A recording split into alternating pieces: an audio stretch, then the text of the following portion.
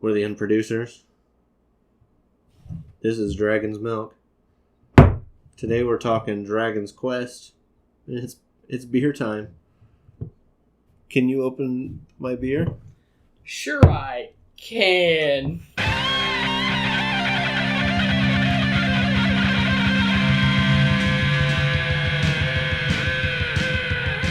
Come on, let's go through the street, looking for restaurant lips.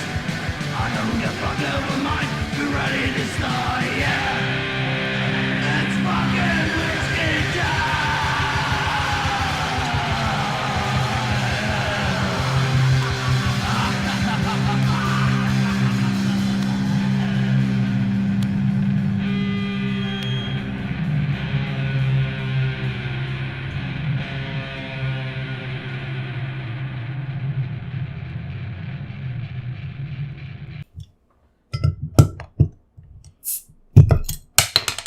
I definitely did not make you say that. Did I? No, he did not. God, looks like motor oil. I just want to call attention to the fact that my Stein is much bigger than yours.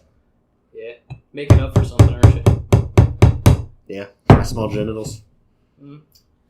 Well, glad you admitted it. So, Dragon Quest 11. It's a game. It's a video game. Is it? It is. Thought it was an experience. It's also an experience. Came out last September, almost a year ago. Nice. I'm baffled because I started playing it the day it came out. And I played it straight for about a month. Yes. That's about how long it took me to beat it. Playing no other games. So, And then we played it together. that's right. So, did you have any former experience with Dragon Quest? No, absolutely none. I had no idea it existed. You just kind of showed up at my house one day. You're like, hey, bro, there's this game, Dragon Quest 11 is coming out. I really like Dragon Quest, and we're going to play it. And I'm like, okay. You're like, there's a character named Eric, and I'm like, I'm sold. It's yeah, that's what all it took. So I'm trying to remember I think I played Dragon Quest 8 first, or 1. I think I played 1 first, just because I had always heard it as like the original JRPG, so I played that, and it was a fine enough experience. Dragon Quest 1 is very simplistic by today's standards. It's really like grind money and gold, go to town, buy stuff, grind money and gold, go to the next town, buy stuff, grind money, and pretty much that's the whole game. It takes like 4 or 5 hours probably now on the newer versions. So That's all you need. and I had played 8, but I don't think I had. Well, by the time 11 came out, I had played all of 8 and 7 on the 3DS because the ports of that had come out. I had played the demo of Builders, and I had played some of 2 and didn't beat it. Okay. And I beat a couple since 11 came out. But anyway, the only one that's really like 11 is 8, as in big console release, full 3D, cell shade graphics. Yeah. Voice acting. Is it cell shaded? 8 was. 11 isn't really. No, I don't think so. I would say It's got some like a shader that's similar to that style, but it's not the exact same. It doesn't look comic booky. Right. So looks like a colorful anime. Yes. Honestly. Thanks to 9's very similar to it, I think. Yeah. But 9's very like chibi. Yeah, just to work on the DS. Right. 9's really good though too. It's fun. I like every single one I've played, so it's a great series in general. So 11. Done by all the character art is done by Akira Toriyama. Akira Toriyama. We've never discussed him before. No, I don't think so. Never a single time ever. And directed by Yuji Horii, correct? Of course. Yeah, haven't talked about him yet either. No, never once. Not a single time. No. And Who does the music? Sugiyama's his family name. Koichi Sugiyama? I think it is Koichi Sugiyama. Great Yeah. Great music. Controversial figure nowadays because of his old-fashioned ideals. Yeah. And his not jingoistic, but nationalistic attitude. Yeah. So he's an old guy. He's a boomer. What do you expect? He's a boomer dad. Yeah. And so I'm trying to think of how. I want to know. Here's what I'm interested. What were you thinking at the beginning of the game? We're going to go full spoilers in this video, by the way, but I just want to know what your thoughts were like in the beginning up until... Okay, so... Till first ending? No, I've more... Oh. Really, the very beginning up until the King Carnelian betrayal, and then maybe up to like the first Chalky thing. Okay, here's the thing. I called most of the major twists of this game. Oh, yeah. I called them. I called Carnelian betraying you, throwing you in the fucking dungeon. I called that. Yeah. Some of the shit I didn't call was like character shit, like main party character shit. Like I didn't quite, some shit in there that I couldn't quite catch. But I was not expecting the level of dark that you get in this game, because you get some fucking dark shit. When your party member straight up fucking dies. Yeah, that's in the original timeline, she's fucking dead. That's Dragon Quest for you. And she's my favorite fucking character. She fucking dies. Genocide, Yeah. Slavery, suffering. Yeah. Yeah. The Goomin jackboot. The Goomin jackboot. Yeah. Stomping all the slimes down, All right. pressing them. I think that was one of the best areas of that game. What, the school? Yeah. The academy. Yeah, it's fucking cool. Like, all the monsters and the people and the, humans learning together. So tell me, was there a point where you were like, alright, I'm on this train now? I'm just curious. Because for me, I was already invested in playing the whole game, but for me, the moment that, hooked me was the, when you talk to Chalky. When you go back to your town. Back in time? That's definitely up there for me. That's when I was like, alright, we're doing this. Yeah. The moment that, hooked me for the series or just, for the game? Let's just say for the game for now. I'm assuming that's earlier, so. Well, right. I would say probably when you're going through the sewers with Eric. And that was fun, and that was not something that was really in any of the other Dragon Quest games, though. Even though the stealth mechanic's a little bit shallow, it's not. Right. It's still, interesting. It's different, and cool. Yeah, you're like, here's this dude I literally just met. He goes, oh, you're the Luminary? The Seer told me I should help the Luminary. You're like, who the fuck's the Seer? Who the fuck are you? And you dug a hole? Alright, let's go. And you gotta, run away from the dragon or whatever. Yeah. It was cool. And then, of course, best character, Tricky Devil. Yeah. Tricky Devil. So, the thing about Dragon Quest is that it prides itself on staying, true to, its fundamental roots and traditions. Yeah. It's had the same music forever. For 30 plus years now. Right. And it's funny because here in the West, the most popular JRPG series is Final Fantasy. Yeah, I would say. Does Pokemon count? It does now, but we'll say just originally. Okay. Between the two. Between Dragon Quest and Final Fantasy. Square Enix wise, yeah. Okay, so Final Fantasy was originally made by Square, right? Yeah. And Dragon Quest was made by Enix, right? Yeah. Okay. So, and the thing about Final Fantasy is it always prided itself on, changing stuff. Yeah. Never getting complacent. And always trying new stuff. So it's just funny that those are the two big series when, at the core, their fundamental, design philosophy is completely different. But I think over time, and I think this game shows that, because it's the newest one, that way better than Final Fantasy 15. It is staying true to the fundamentals of what made the games fun and enjoyable for everybody. Has kept the people who love the games around. Right. Because it's hard to be disappointed by a true blue Dragon Quest game because right. You know what you're getting. Exactly. It's like a pizza or a hamburger. I don't need... It's hard to fuck it up. You don't always need, like, a fucking brand new kind of pizza. Sometimes you're just like, well, let me get a brand new pepperoni pizza, you know? Right. And the other thing that it's allowed them to do is Yuji Horii always wanted to focus on, like, making a fun, interesting story. And I think for the most part, and I think this game is a testament to that, It is. he knows what he's doing.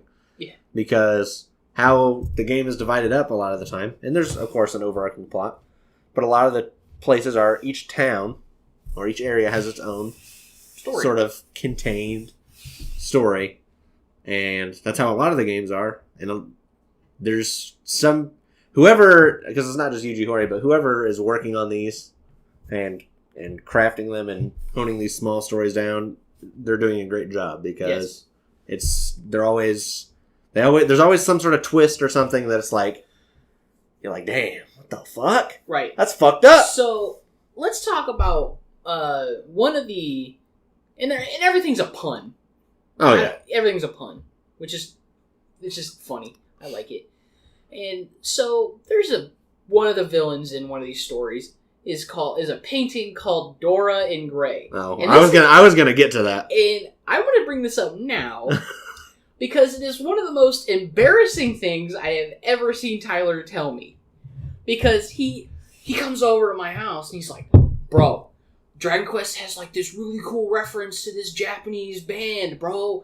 And I'm like, yeah, that's cool. We get to that boss and it's Dora in Gray and it's a painting. And I'm like, I look at him and I look at this thing and I go, you're a fucking idiot. He goes, what? I'm like, that's a reference to Dorian Gray, the book. He goes, oh. You know what? I should have got that book off the shelf and had it. I didn't even think about it until now, but. And I'm like, that makes it even worse, is you have the book. Oh yeah, I have the book, of course. It's like one of them. I've read it. He's like, bro, and I'm like, you're looking for shit where it ain't there. I just thought Dragon Quest would be learned, bro. That's all. It is. It references a classic. I thought it'd be more learned than that. Right. Oh man. So let's talk about. I don't know. Let's do that. Let's just talk about the story in general. Okay. So it's pretty cleanly divided into a big 3-act structure. Should we place this one where it goes within the order of the other games? Because most of the Dragon Quest games don't have anything to do with each other except for 1, 2, and 3, right? And then 11 goes before 1, right? 11 goes before 3. Oh, 11 goes before 3. Let's get to it. Let's get to it when we talk about the ending. Okay. Because that's what really connects it. So, very cleanly divided, even though the game is fucking long as fuck. Yes. It has a very clean 3-act structure. Literally has 3 endings. Yeah. At least it's not like Nier where it rolls credits on you. But right. I guess it does the second time. Yes. It does. Even though there's like a third of the game left at least. Yeah. So. And it's always like each act revolves around exploring the world. And something's always changed. Right. And it also changes up the core like party dynamic every time. Yeah. So it recontextualizes the world, and then it recontextualizes the characters every time. Yeah. And this game, which is not completely abnormal, but for Dragon Quest, usually the focus is on these mini stories that I was talking about before. But with this one, I think there's an equal emphasis on like the main characters. They get a lot. Yeah. They're very fleshed out compared to some of the other games. They all have their own like arcs. Oh yeah.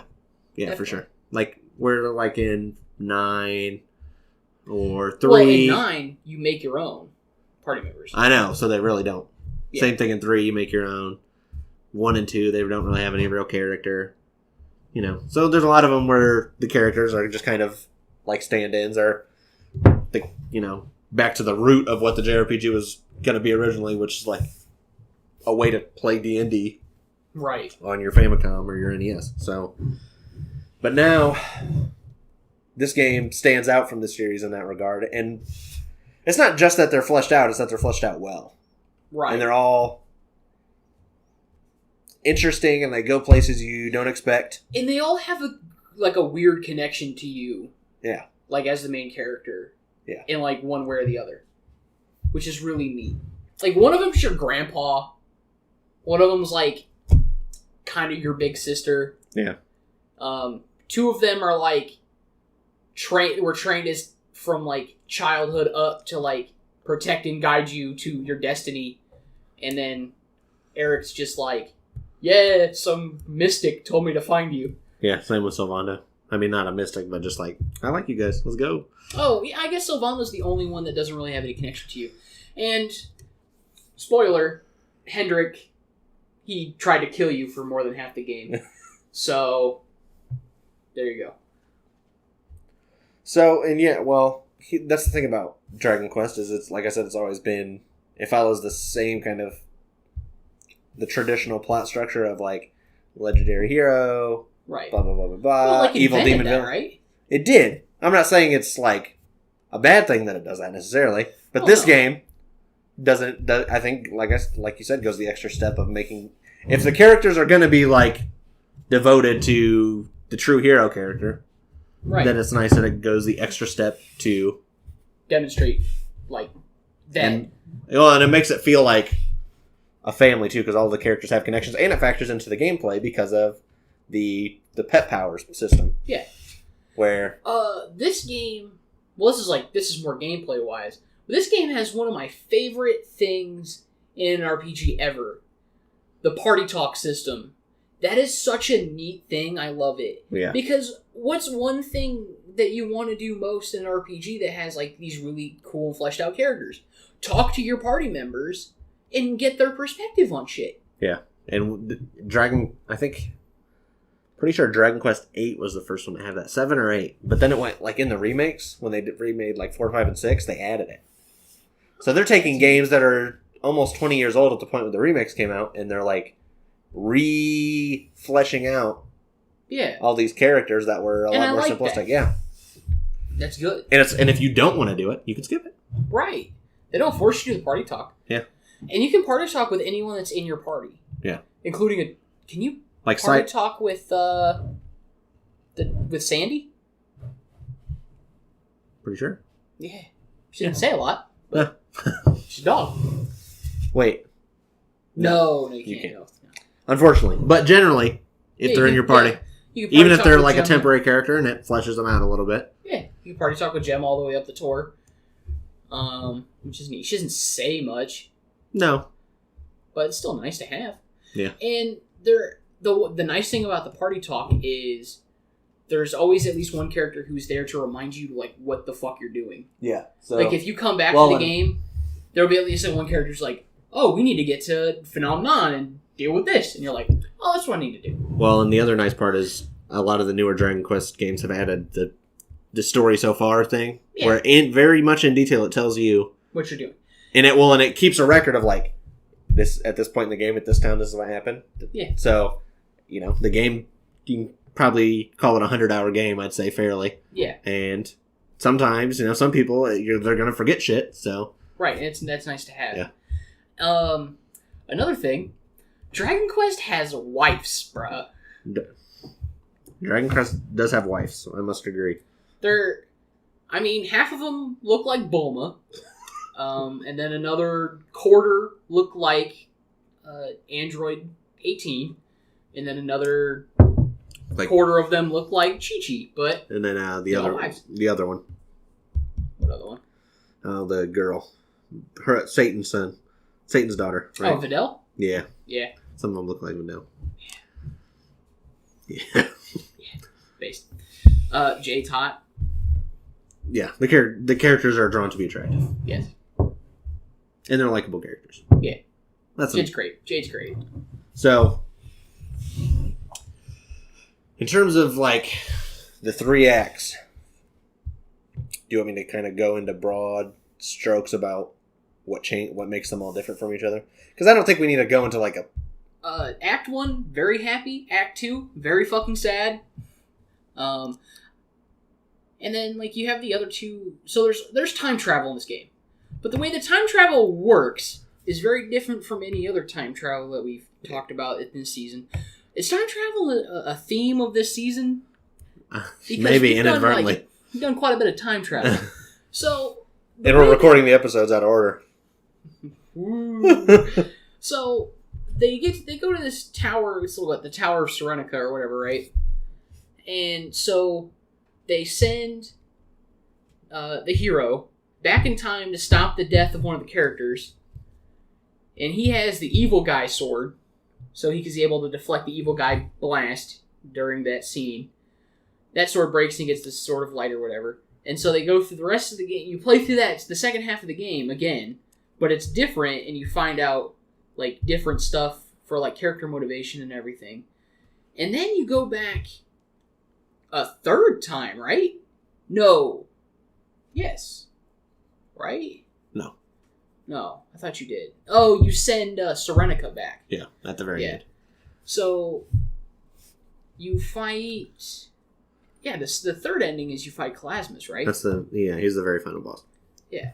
So what's the second ending? I don't remember. Well, it's when you finally get to, because what happens is Final Fantasy VI is you. So you go through the whole world, you get to the end, you're gonna get to the tree, you're gonna do whatever you're gonna do, and you're gonna find Mortigan before shit goes down. Well, Mortigan, to make a long story short, wins and causes the apocalypse. Right. A la Kefka. So then the second act of the story, which is the downer portion, right, is like the troll, trudging through the fucking apocalyptic wasteland. Yes. Finding your lads and ladettes. Lasses. Most of them. Cute, dude. And then, you eventually are able to finally, go to Mortigan, fight him. Then you fight the Mordragon. And then you fight the Mordragon, that's right. You got it. The Mordragon. And then that third act is like... Oh, yeah, that's... Some people call it post... And it is technically the post-game in terms of the content and like the types of how you explore the world. But in terms of the story, it really is that final chapter of we save the world, but there's still things we can set right. So... And I think some people have their quandaries, let's say, with that third act. And there's little things here and there I don't like about it, but in general, it's not like the game is so long that it's not like the bad shit that happened in Act 2 is like didn't matter, because it mattered. Right. That whole portion of the game, and it's like extra that you're able to set most of the stuff right. You know what I mean? Well, so we named our hero Alfred because it's funny. Because I always like to name my JRPG heroes Eric because that's my name. And I like just reading my name. And they wouldn't let me because there's already a party member named Eric. And I'm not going to just purposely misspell my name because fuck you. And people do that enough to me. So we named it Alfred. And that's how I'm going to refer to him now, as Alfred. Because I can't remember to not call him Alfred. And the worst part about going from the second ending to go to do the true ending is you go back in time and you cease to exist in that timeline. So now they're down 2 party members in that original timeline, plus everyone else is dead. Yeah, it's sad. Well, they didn't logically think a lot of it through. I think they've said, they didn't say that, but they're just like, oh, it's fine. Don't worry about it, that's fine. Everybody gets their happy ending, just not the people in the original timeline. That's what I'm saying, is they wanted to make it as happy as possible, so they're just like, don't think about it. Don't think about that. Shut up. Don't think about that. Don't worry about it. But to me, this game as a whole was always meant to be sort of a celebration of the series, because it's almost like a 30... In Japan, it came out in the 30th anniversary year of the series. And on the 3DS version, and then on the new Switch version that's going to be coming out, may even be out by the time you're watching this, but it's going to have that 3DS content, which has references and dungeons that are from each of the... And plus there's little ghosty boys. Yeah. that you can catch in the 3DS version. Yeah, and that when you catch them, they unlock those dungeons. Right. Okay. Yeah, that's all connected. So, and even in the credits of the PS4 version / the PC version, it goes through all the games. Yeah. And there's lots of like the final cutscene ending is the hero from 3 getting woken up, Erdrick, right? Yeah. Which is the most popular game in the series and one of the most beloved games of all time, especially in Japan. Yeah. Like especially, you'd be hard pressed to find someone here who's played it, but yeah, in Japan it's like mythic almost. You get born with a copy of. They hand you a copy of Dragon Quest III with your birth certificate. Yeah, pretty much. You play this game before you're 4, we're gonna kick you out of the country. Yeah. We'll suicide you. Yeah.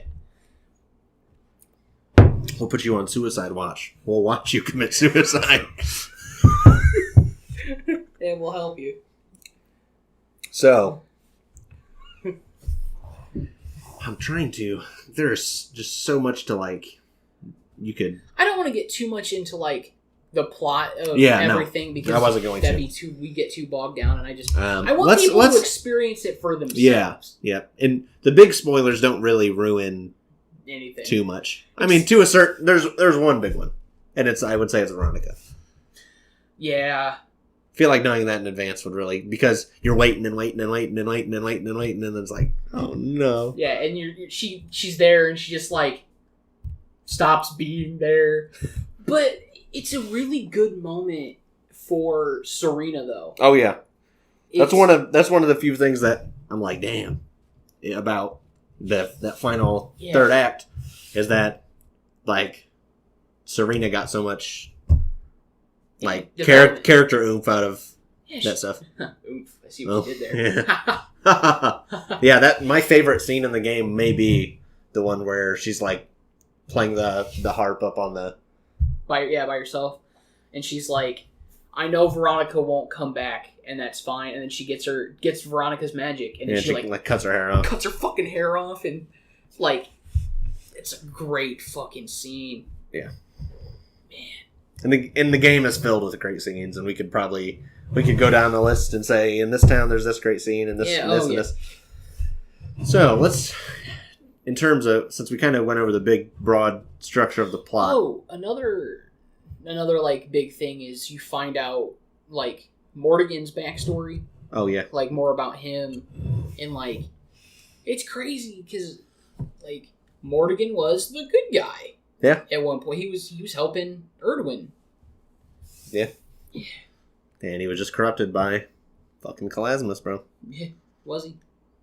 I mean, yeah. I thought he. I don't think you have to not hold him responsible, but. Right. I think Kalasmus was whispering in his ear and all this shit. Right. So.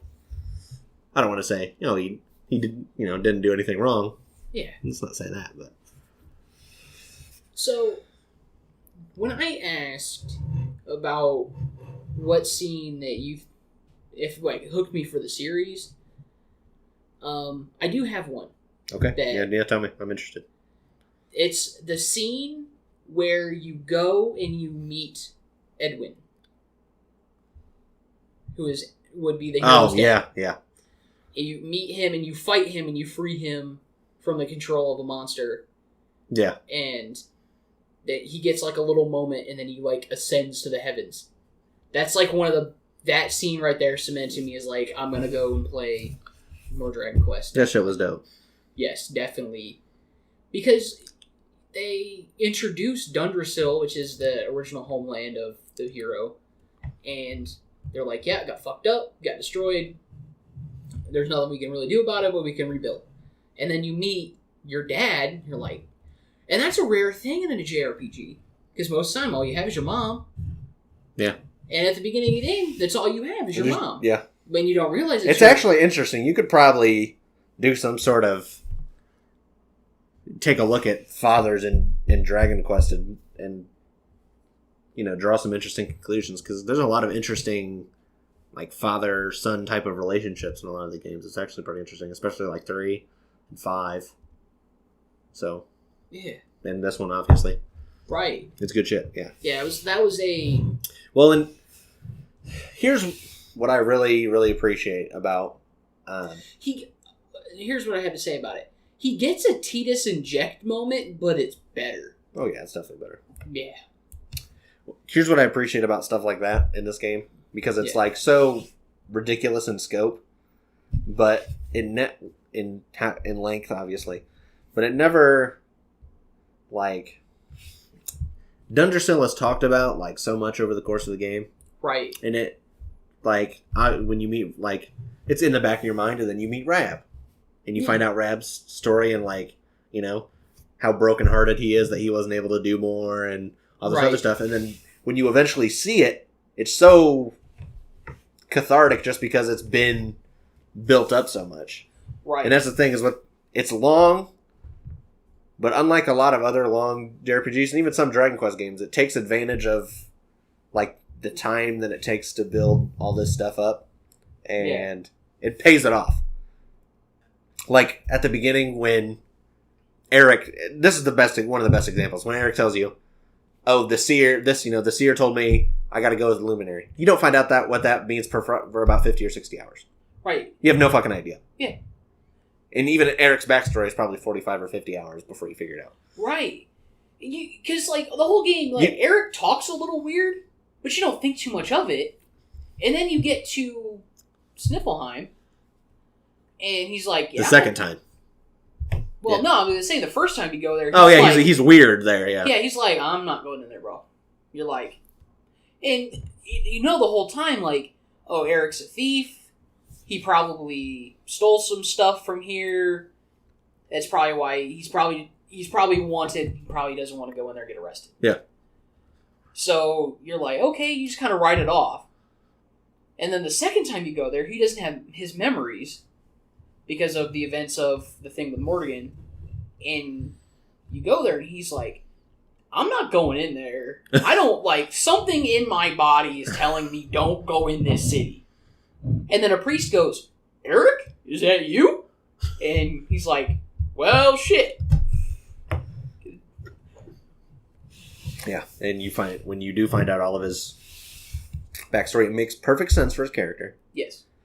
So you can just tell the thought was put into it. Right. It's not long.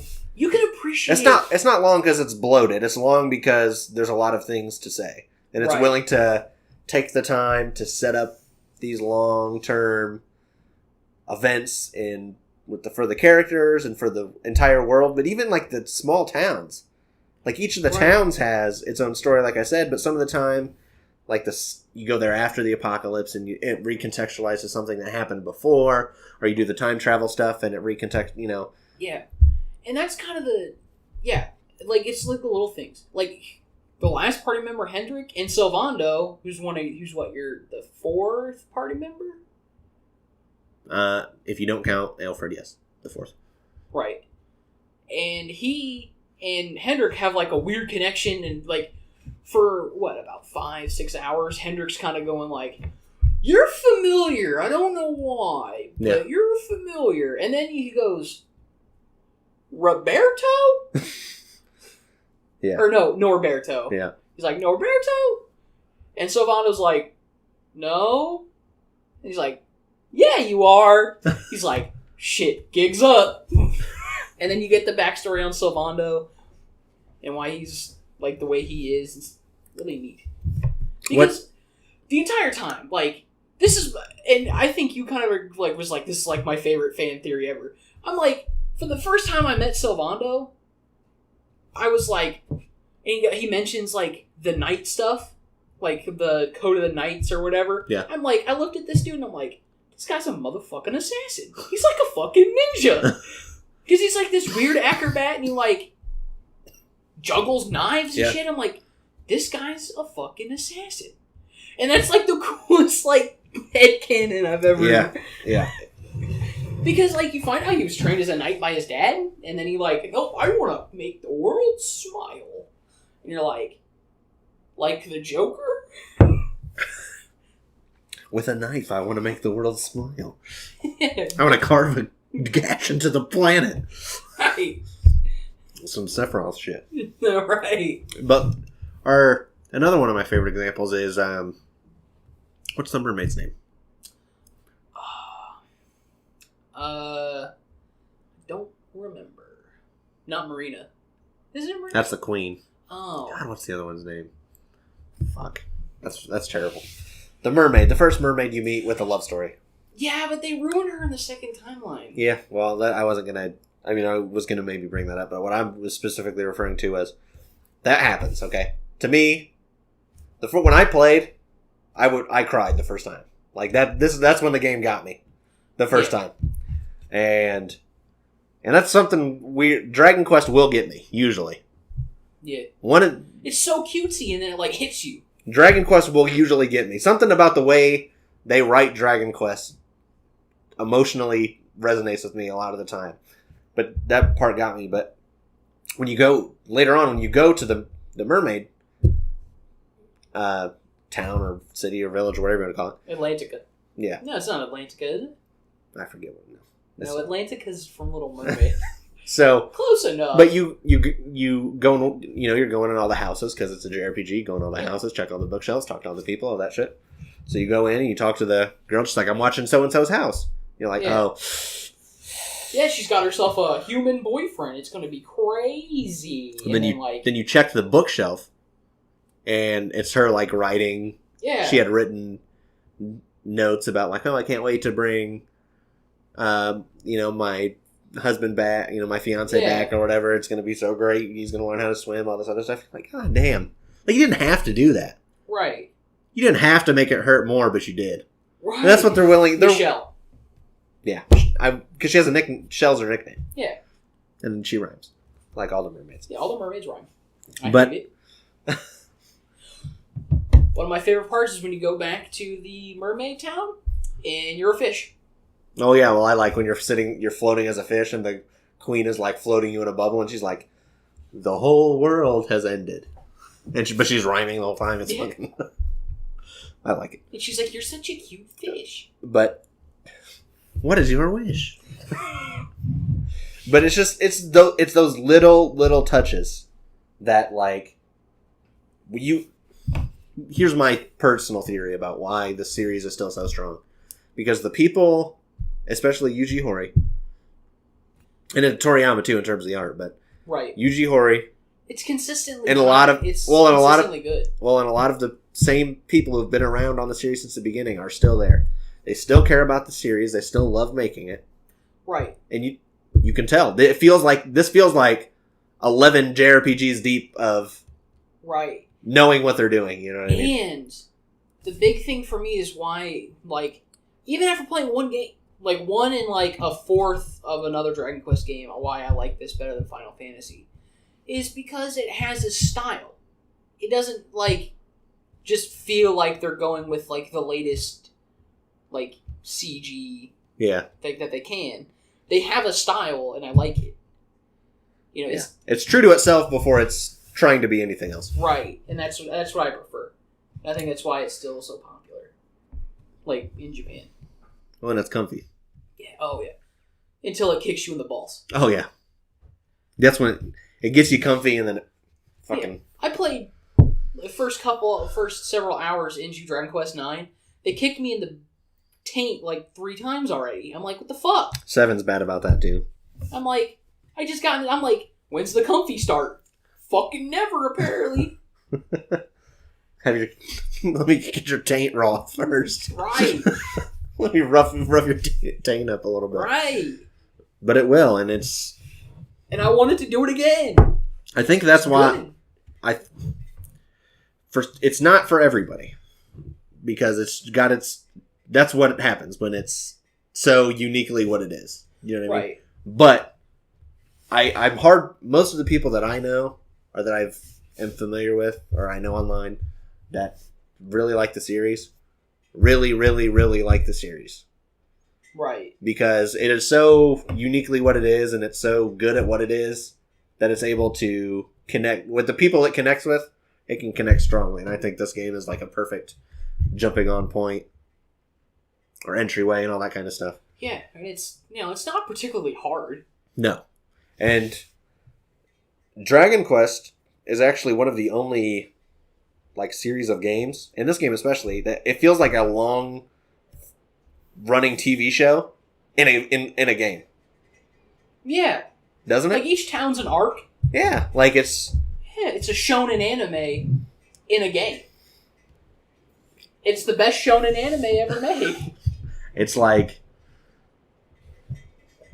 there's a lot of TV shows that can't be a good long running TV show. Right. And there's some long games that can capture that feeling of this grand sweeping adventure that, and like at the end of this game, there was no low points in this game. There's no low points in this game, and at the end, after playing it twice, and I'm sure I'll play it again soon when the new version comes out, probably around Christmas, I'd imagine I'll play it, but there's never a feeling of like, it didn't do something it could have done. Right. Or it didn't go all the way in this aspect, or it didn't, like, it feels like a complete, full adventure, you know? Yeah. And that's what you want out of a long-form story, like a long TV show or a long anime or whatever, or hopefully a long game, is that it, like, completely... If it's going to be, like, an epic story, for instance, Lord of the Rings is a good example. You want it to, like, encompass the entire setting in the world, and that's what it does by letting you go to every town and experiencing it in all these 3 different ways with the characters who are always changing, and they have all their long form arcs and all this other stuff, and you see the entire world change 2 complete times. You see 3 forms of the entire world. It's like you definitely feel like you know this place and these characters. You know, you feel like you're a citizen of Erdrea. Yeah. And that's nice. I like that. Mm-hmm. And, like, each town has its own quirk, its own thing. And, you know... Which town would you say is your favorite? Favorite town? That's tough. Probably... I've always really liked Sniffelheim. Yeah. It's one of my favorites. Yep. And... What's the original town? Cobblestone. Cobblestone. Yes. I really like Cobblestone, too. Yes. Cobblestone feels like home. Yes. Like you're not able to go back for such a long time that when you finally do go back and it's, like, fucked up, like, it feels like they took something away from you. Yes. That's what I've, like, that's... And when you first go back, you go back, you're back in time. Mm-hmm. When you first get there, you're back in time. And it's like, you're like, what's going on? Like, why is this why it is? And then you get out of the hallucination you're in, and everything's fucked up, everything's destroyed, and you're like, shit. And I remember when I first started playing, I was telling you, like, when I play most JRPGs, but especially something like Dragon Quest, I am 100% willing to check every house and talk to every person and all this other stuff. And the reason why is because I trust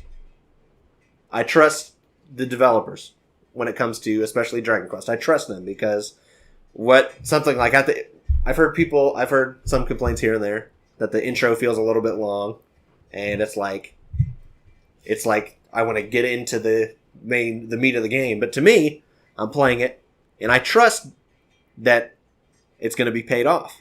Right. So you go through the long intro and you get attached to Gemma and you get attached to your mom and you meet all these other characters and you learn a little bit more about the backstory of your protagonist and you learn a little bit about the backstory of the town, and then you leave, and then when the town is ravaged, or even after the end of the world when it's like a shanty town and everything's blown out and it's like a war camp almost. Yeah. It feels like, because they took the time to make it feel like home, it feels like something was taken away from you. Right. And I trust when I play, especially Dragon Quest, and especially this game, because this game is one of the best at it. I trust that they're going to pay off what they set up, and they always do. Right. 100% of the time it's paid off. Right. I would say that Hodo is my favorite. I like Hodo, too. Yes. Hodo, they all talk in haiku. All the adults do. I like the story of Hodo that comes up in Act 2 and 3 with the son and the mother. Yeah. It's good shit. Oh, yeah. Fucked up. Fun boss fight, too. Yes. definitely fucked up. Yeah.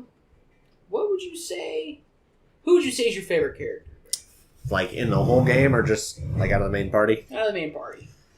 And it was my favorite character in the main party will probably be my favorite character in the game too. I think. That's hard. Because I really, honestly, I love them all about equally. My favorite character is probably, honestly, Rab. And then it's like Rab, and then Veronica and Serena are like tied. Because I love them both for different reasons, obviously. Yeah. Because I feel like Veronica's super likable immediately, Yes. but Serena has like the great arc in Act 2. Yeah. So they're both great. And then, like, I don't know, man. Like, I was going to say Sylvando and Hendrik because I like them about the same for different reasons, and they're good foils to each other. Yeah. But I really like Eric, too. Because Eric's like the dude. He's your bro. And he's amazing in gameplay. Yeah. I don't know. I love them all. He's a boss. I guess Rab, but I can't pick. I would say Veronica. Veronica because, like, my favorite characters are always, like, the spunky, sarcastic ones. And that she is that to a T. Yeah. Especially after... I mean, you don't really get to know her too much in her original form. But, like, the way everyone treats her after she gets shrunk... Like, it's just it is fantastic. Funny. It's immediately funny. It's fantastic. She's not allowed in a bar, and she's like, I'm gonna hurt you if you don't let me into this bar. And then, like, so there's this small girl that you gotta help find her whoever she's looking for, because she doesn't say. And so you assume Veronica's her sister, because Veronica's also looking for her sister. So they're like, hey, we found your sister. She's like, I've never seen this person in my life. And the little girl goes, I'm looking for my dad. And Veronica goes, did you two numbskulls not even ask who she was looking for? We're like, no. Yeah. But I do identify with Eric. Not just because our name's the same, just because he's like... Eric is just done with it. Yeah. Most of the time, he's just done. It's fantastic. And you know, I really like the town that Veronica and Serena are from, too. What's that one called? Arborea. I really like Arborea, too. Yeah. Arborea's great. It's, like, aesthetically cool, and I love the gigantic statue. Yeah. They're all great. I love them all. Phenomenon's okay. Yeah, it's there. Phenomenon never has a really great moment to me. What do they all do there? Like, what's their shtick? They don't talk in rhymes. They talk, like... How do they talk again? It's almost like an Australian or something accent. It's bizarre. It's a little bizarre. It doesn't, but like... It's not Australian, but it's in that vein. It's bizarre. Is it? And phonetically it is. Oh, right. Right, okay. Yeah, no, like, I prefer the towns that have, like, they got that weird shtick that they have, like, when they talk. With the mermaids, they rhyme. The people in Hodo talk in haiku. It's, like, really... I guess it's really the only ones. Yeah, they all have their own... Like, little... quirks of how they speak, yeah. Yeah. We got Italianville. We got Greek Town. I really like... What's that one called? The one that's basically Venice. It's got a doge. I don't remember. That town was based, too. Yeah. When Jasper shows up? Yeah. That had one of the coolest moments for me where you could haggle with the two shopkeepers. About the outfit? Yeah. The cat outfit? Yeah. And you can do it again later about the other outfit? Yeah, it's great. It's fantastic. That's what I'm saying. Like, it'd be funny the first time. But when you go back later, you can do the same thing again with a new outfit. Right. It's just, they don't have to do it the second time. Right. But it makes it feel like it reinforces their character, you know? Yeah. That's the thing, is like, even a bunch of the side characters, the unnamed NPCs in Dragon Quest games are often memorable and have character arcs. Right. It's like fucking insanity. One of the best things, too, is the Gallipolitan king, the Sultan, right? Yeah. He keeps trying to sell, like, priceless artifacts to fund the horse racing. It's great. Yeah. there's just like, this is the kind of game that like that in order to like say everything I could possibly say about it, I'd have to stream it and just talk nonstop. Right. Because there's something like fun and interesting always happening. Right. It's great. Like, it's just like from the month of September, like 10th or whatever of 2018 to October 10th, all I remember of that whole entire month is playing this fucking game. Right. Because it's like, wake up, go to work, play Dragon Quest, go to sleep. Right. Because like it's so fucking like engaging. It's right. You know, to me, I try to like I know people who are really like into One Piece, and I try to sell them on Dragon Quest. I'm like, Dragon Quest and One Piece are not that different. They feel similar, like structurally. Like, go to a new town, it's got its own story. The main characters feel like a family. Right. It seems like it's cutesy, but there's dark shit that happens all the time. Right. They have a lot of similarities in that way, and similarly, it's always addicting to what's the next cool thing that's going to happen. Right. Who's the next character that's going to be a party member? What's the next town's thing going to be? Right. But that would be surface level. Like, that would be fun the first time. Right. But what makes it fun to go through the world 3 times and make it fun to replay the whole game is that it all feels like it's all connected and it all reinforces each other. And it feels like they loved the game when they were making it. Yeah. I feel like you can tell. It's a labor of love. I feel like you can always tell with stuff if they put their everything and they put their heart and soul into it. And this is like Soul versus Soulless. You got Soul with Dragon Quest and Soulless with Final Fantasy. 15. Let's say 15 specifically, because that's the most recent one. Yeah. For direct comparison's sake, yeah. Though I do want to go back and play Final Fantasy 15 now that it's done. I still can't believe they released an unfinished game. I mean, I can, because everything's unfinished nowadays except Dragon Quest. Which makes it even more refreshing now. That, right. You know, there was no DLC for this game. There was a pre-order bonus, but it was just like... a weapon or something. It was the Dragon Quest 8 costume. Oh, yeah. Which, like, is hardly even good. Right. It's like, if you want it, you can use it. But... yeah. And there's like a couple like Seeds of Life or something like that. Something else. Yeah, just... exactly. All the enemy designs and everything are really, like... they're cute. Oh, yeah, the aesthetic is... Dragon Quest has always had a great aesthetic. I quite like Dragon Ball. I think that in the actual manga, Toriyama is one of the best manga authors of all time in terms of drawing an action scene. Right. Because his action scenes are always fun to read. But I think Dragon Quest is the best thing he's ever done, is most of the Dragon Quest games. Nice. Because not only, you can look at like the original release of Dragon Quest 1 and like track the games and the remakes as they come out, and you can follow the whole progression of his style, which you can kind of do if you look at the beginning of Dragon Ball. In the end, it obviously looks a lot different because the style changed. But so it's fun for that because you just get to see how he's progressed over like 30-something years. But it's just, he's all like, his human designs, people make fun of him to a certain extent, the same. Because a lot of them look really similar. But his monster designs are incredible. Yes, that's where his creativity shines. Is right. And I'm not sure how much direction they like give him, like in terms of what to draw, but regardless. Right. Like when they told him draw slime, did they say it's an orb with eyes and a smiley, or did they say, what do you think a slime should look like? And he drew a fucking slime, and it's the most iconic JRPG monster of all time, and who knows? But yeah, definitely like his peak work, I think.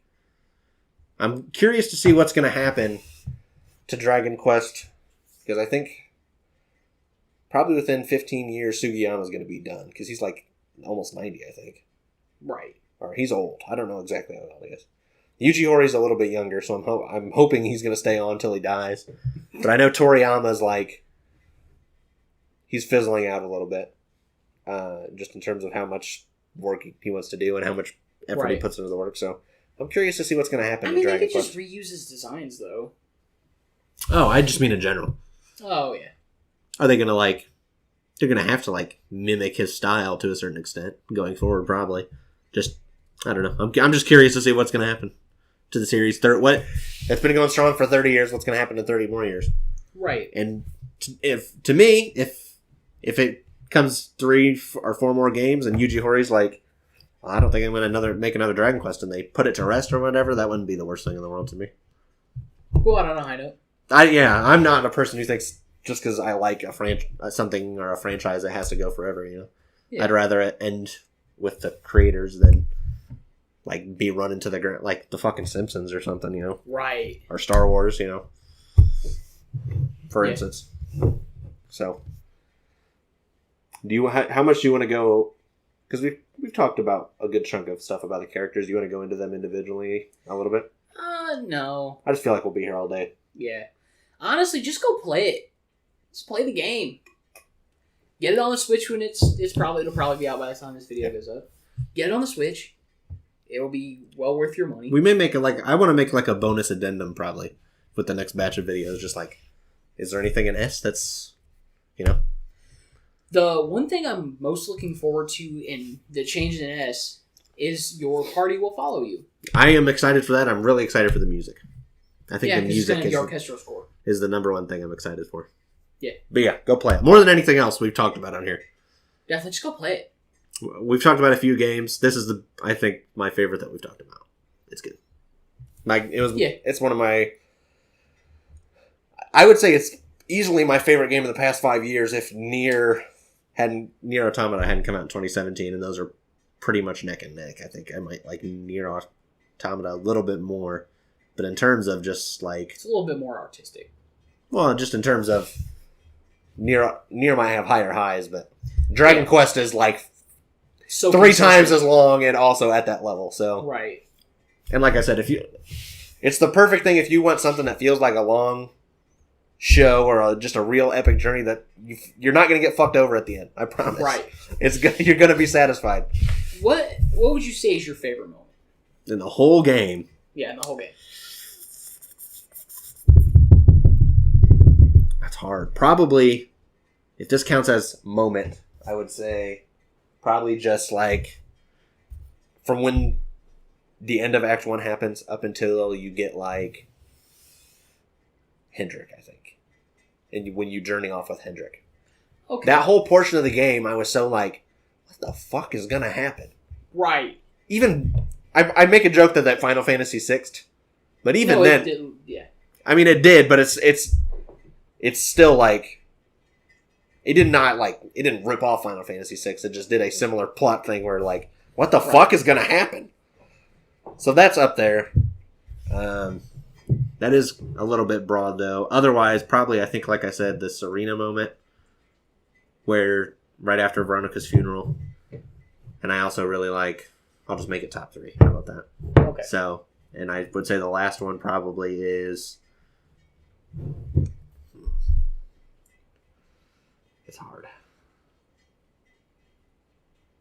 Probably just like the ending so after you beat Kalasmos, just kind of to the whole ending. Yeah. So when everybody's saying goodbye and all that stuff. Yeah. And the whole credits scene, and then Veronica and Serena come pick you up and take you to Yggdrasil, and the stuff that happens. Yeah. That connects it to 3. Yeah. That's a really good one. I would say probably my top 3 would be the scene with your dad. Yep. Like that whole sequence where you go back in time and everything and see what happened. Like you said, this is hard. The scene where you fight Jasper in the castle before you fight Morrigan. Yeah, that was great too. That is it's a very like cathartic scene with Hendrik, because Jasper's just like, hey man, I was in your shadow the whole time. And Hendrik's like, no you weren't. We were like bros, what are you talking about? He's like, no, we weren't. He's like, I always looked up to you. This is Guts and Griffith, bro. It's Guts and Griffith, like literally. And then I guess this one's kind of, because I'm trying to think. There's so many like really good moments, but I would say the moment where you find out Eric's backstory. I was going to say honorable mention might just be the whole flashback, Eric's whole flashback. I would say because he's been with you the longest, and when you find out, they hold back his backstory the longest too. Yeah, almost anybody besides like Sylvando. Right. So when you finally see it, it's like, man, it all makes sense. Yeah, why he does anything and everything. It's hard to pull off. Yeah. Not most series that give you a character you don't exactly know their backstory. It's hard to write something that's so perfectly that makes oh my god, everything he ever did makes sense. Like the second time you play, it's like a whole new world is opened of the character, not just him, a lot of the other characters too. Yeah, that's what I like is when you can play the game the second time and everything that they do makes sense now. Yeah, and it feels like I get it, I understand. It's fun that first time it's a mystery, but the second time you're satisfied because you're like, in 50 fucking hours, this is gonna pay off. Right. Yeah. And I'm sure this was an interesting experience for you because, you already seen the game, but you're watching my reaction to everything that's going on. And it's just, I'm just sitting there going whoa, what the fuck? It's a real challenge to lie. Because if I lie too, I have to lie. Because you just ask me, because that's what you do. So I have to lie. Yeah, I ask him for spoilers all the time. But if I try to say it'd be you'll find out. You'll find out. But sometimes I will do a little lie to just make you not think about it. Right. And yeah, I think you were kind of getting anxious because I was guessing shit right. Yeah, and I can't say oh, you ding ding ding, you did it. Right. Because when you walked into the King Carnelian's castle and he's like, "Welcome, Luminary," I'm like, this motherfucker is gonna betray you. He looks like Dr. Gero. He's gonna betray you right now. And he's like, "Tell me, where are you from, Luminary?" "I'm from Cobblestone." "Jasper, have you heard of Cobblestone?" I'm like, fuck, they're gonna go exterminatus Cobblestone. And guess what? That's what they did. That's what they did, exactly. Yeah. I'm like, this dude is so Griffith. He's so Griffith. Yeah, he kind of is. Especially how he looks. Yeah, he looks like Griffith. He's got the color scheme and everything, the hair. He kind of acts like Griffith too. All right, so now you have to choose the greatest choice of all. Okay. The most attractive character. Move. Chessmaster Kendo.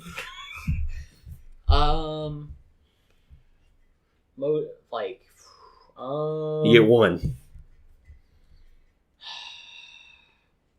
That's hard. You know the answer's right. No. Because here's my problem. I gotta pick between Queen Marina and Grandmaster Pang. Pang. We didn't even mention Pang until now. We did not mention Pang. That's fine. You'll find out about Pang if you play the game. Play the game. I gotta go with Pang, bro. I live in Crystal Lindaland, bro. Now, she's up there, bro. She's up there. Now, one last question that I just thought of. Okay. If you could add, Dragon Quest has a tradition a lot of the time in remakes and ports they add character or characters. So you could add one character that's already in the game as a party member. Who would you? As a party member, without changing the game too much. Yeah, without radically altering the story. A character that kind of doesn't do very much after they're introduced, they kind of hang around. Or if, for instance, if they die, I can't even think of a character that would fit, but if they die, instead they live and they come with you. You can just kind of change the game a little bit and have one new character. I would say... Because I'm just curious.